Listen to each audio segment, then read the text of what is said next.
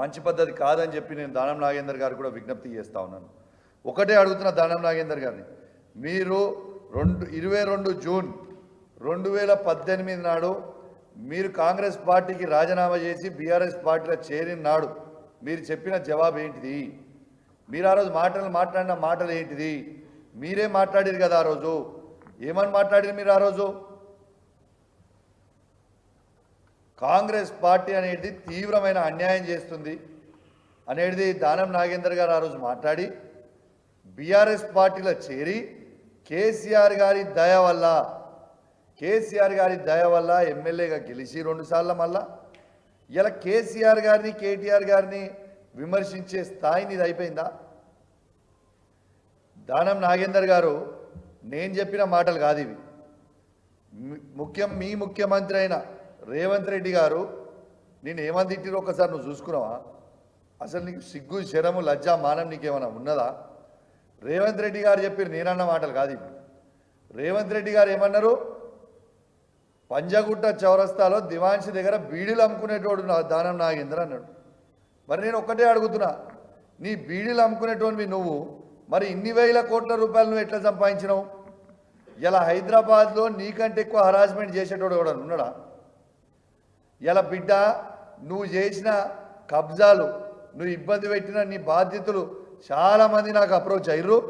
నీ సంగతి, నువ్వు చేసిన అవినీతి, నువ్వు చేసిన ల్యాండ్ కబ్జాలు, నువ్వు ఇప్పుడు ఇల్లు కట్టుకున్న ఇల్లు దగ్గర పక్కన ల్యాండ్ వాళ్ళని ఎంత ఇబ్బంది పెట్టినావో, అసలు ఏడగట్టనో నీ అక్రమాలు కూడా మొత్తం కూడా త్వరలోనే బయట పెడతాము. నువ్వు సంపాదించిన అక్రమ సొమ్ముని ఖచ్చితంగా బయట పెడతాము. నీకు అంత రేషం ఉంటే, నీకు నిజంగా అంత రేషం ఉంటే కేసీఆర్ కేటీఆర్ గారు పెట్టిన భిక్షకి నీ ఎమ్మెల్యే పదవికి రాజీనామా చేసి మళ్ళీ పోటీ చేయరాదా? నీకు అంత దమ్ముంటే ఎందుకు భయపడుతున్నావు? నీకు దమ్ము ధైర్యం ఉంటే, నువ్వు మొగోనివే అయితే నీకు చెప్పుతున్నా, రాజీనామా చేయరి. దానం నాగేందర్తో పాటు 9 మంది పార్టీ పెట్టిన వేళ ప్రతి ఎమ్మెల్యేలు రాజీనామా చేసి మళ్ళీ పోటీ చేయండి. మీ సంగతి ఏందో ప్రజలు చెప్తారు. ఇలా అమ్ముడు వేయటోళ్ళు మీరు, నువ్వు మాట్లాడేటోనువా? ఇలా నేను ఒక్కటే చెప్తున్నా, మన బీఆర్ఎస్ పార్టీ కార్యకర్తలందరూ కూడా ఎవరు అధైర్యపడాల్సిన అవసరం లేదు. ఖచ్చితంగా ఇలా నాలాంటి ఎమ్మెల్యేలు మేమందరం కూడా మీ అందరి కృషితోని కేసీఆర్ గారి నాయకత్వంలో గెలిచిన వాళ్ళం. మీకు మాటిస్తా ఉన్నాం, ఇట్లాంటి అమ్ముడు పోయే ఎమ్మెల్యేలు ఎవరున్నా కూడా మనం అధైర్యపడాల్సిన అవసరం లేదు. మనకి బలమైన నాయకత్వం కేసీఆర్ గారు ఉన్నారు, కేటీఆర్ గారు ఉన్నారు, హరీష్ రావు గారు ఉన్నారు.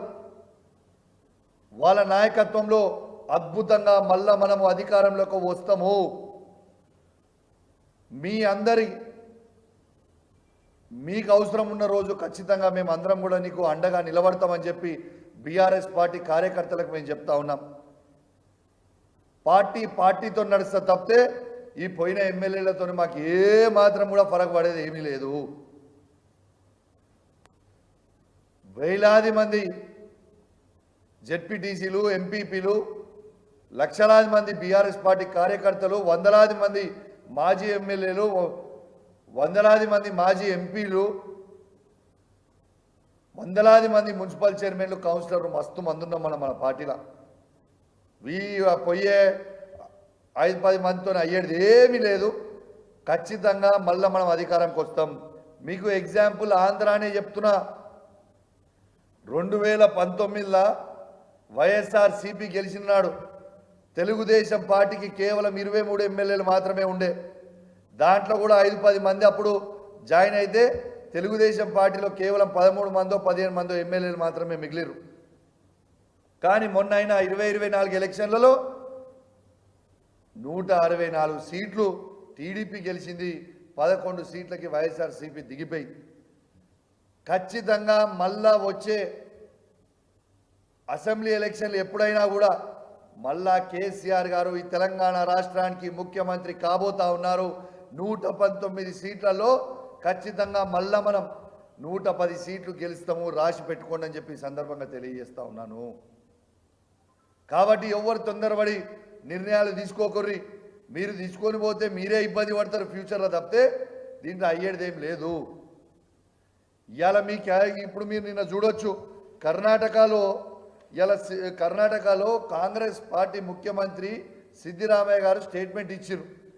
బీజేపీ పార్టీ 50 కోట్లు ఎమ్మెల్యేలకు ఆఫర్ చేస్తున్నారు రమ్మని చెప్పని ఇచ్చిరని కాంగ్రెస్ పార్టీ ముఖ్యమంత్రి స్టేట్మెంట్ ఇచ్చారు.